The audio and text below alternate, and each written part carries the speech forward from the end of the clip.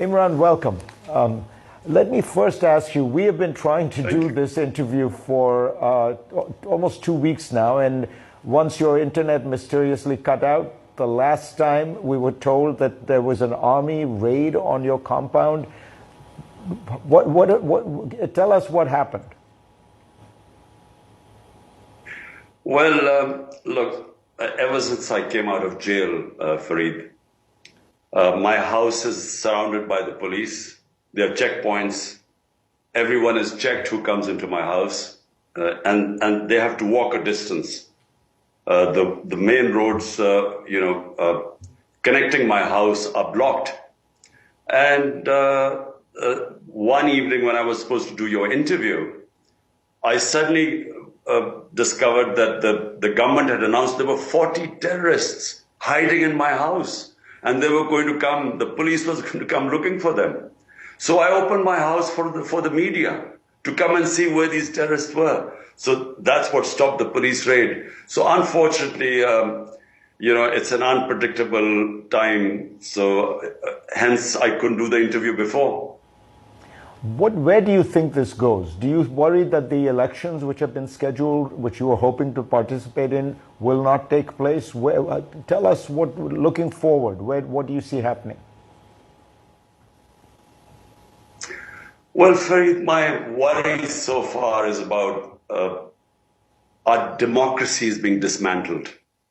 The two provincial assemblies in which we were governing, that's 70% of Pakistan, KP and Punjab. We dissolved our governments, and the constitution is clear, you have to have elections within 90 days. The government wouldn't hold the elections. We then had to go to the Supreme Court. Supreme Court ruled that the elections must be held within 90 days and gave the date of 14th May for the election of Punjab. The government refused. They violated the constitution and the orders of the Supreme Court. Now my worry is that even the national elections which are scheduled for October, I'm worried that even they will hold the elections unless and until they are clear that PTI, my party, won't win. Right now, our rating is above 70%. Out of 37 by-elections, we have swept 30. So they are petrified of elections. And because they are scared that PTI and I will be back into power, everything is being done to dismantle our democracy. So right now, as we speak, over 10,000 workers have been arrested. My entire senior leadership is in jail. Tuesday, I'm going to make an appearance for various bails in Islamabad. 80% chances are that I will be arrested. So right now, there's no rule of law. One of the judges cried while saying that he gave people bail and they were rearrested when they got out of the court. The Supreme Court Chief Justice, when he says elections are to be held on 14th of May, when his decisions are discarded. So we are heading towards law of the jungle. Might is right. Right now, there's no rule of law in this country. Stay with us. When we come back, I will ask Imran Khan. He has taken on the country's most powerful institution, the army. How will that tussle work out when we come back?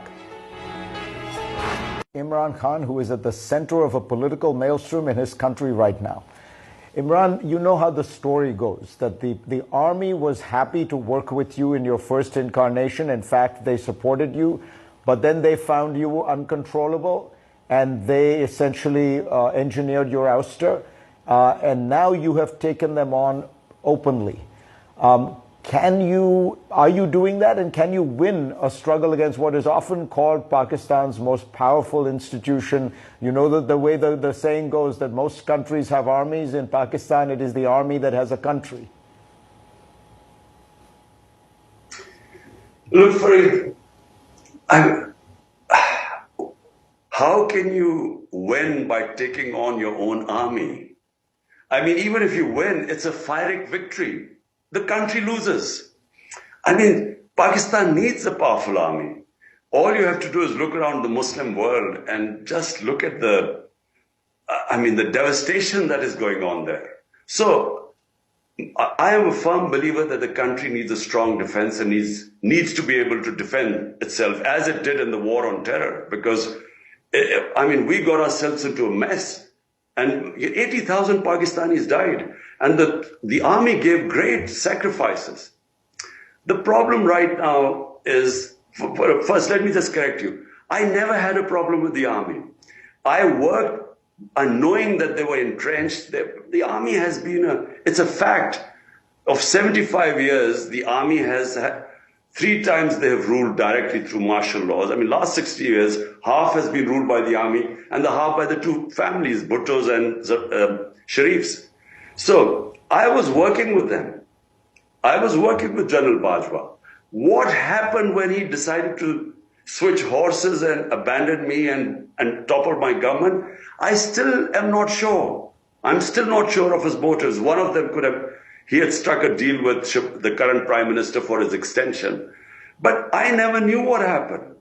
All I know is that the last 6 months, he just worked to remove my government, and he's openly afterwards in an interview claimed that he decided that I was too dangerous for the country, and so my government was ousted. Since then, all I have said is that the solution to Pakistan's problems are in free and fair elections, because that's the only thing that would bring political stability in this country. And without political stability, our economy has just tanked. We now are in a worse situation than Sri Lanka was. Pakistan has never had the economy in such a tailspin as it is right now. The only way you can bring the economic stability is through political stability, which will come through elections. That's all I've been saying. Now, the problem I'm facing is that somehow the current lot, the what I call the PDM parties, they have aligned themselves with the establishment. And they have convinced the establishment that if there are elections, they are going to lose, which is a fact. Now, in order to keep me out, the whole democratic system is being dismantled. So when the government does not listen to the Supreme Court and doesn't follow the Constitution, when the way they have used a pretext of arson, they blamed us for the arson when I was grabbed from the High Court by the army, and the way I was grabbed, there was a reaction, but they've used that reaction, unfortunately, to dismantle the party. So they have over 10,000 workers are jailed. A lot of women have been jailed, which has never happened before. Let me ask you, Imran, they are now trying to try us in military courts. Just one word. Sure. Fareed, they are now thinking of trying us in military courts. There also was an attempted assassination on you, Imran. Do you think that was directed by the army, and do you think you are safe now? Well, there was, in November 3, there was an assassination attempt, which had preempted, I had predicted, I had been warning that they're going to use this so-called religious fanatic who was going to, kill me. And then just like Salman Taseer, our governor, he was killed by a religious fanatic. So they were going to use that to bump me off. And the reason was that they had lost all the by-elections and the party was getting more and more popular. So I knew that my life was in danger, and I had sort of spoken about it, publicly about it. But subsequently, there was another attempt on my life.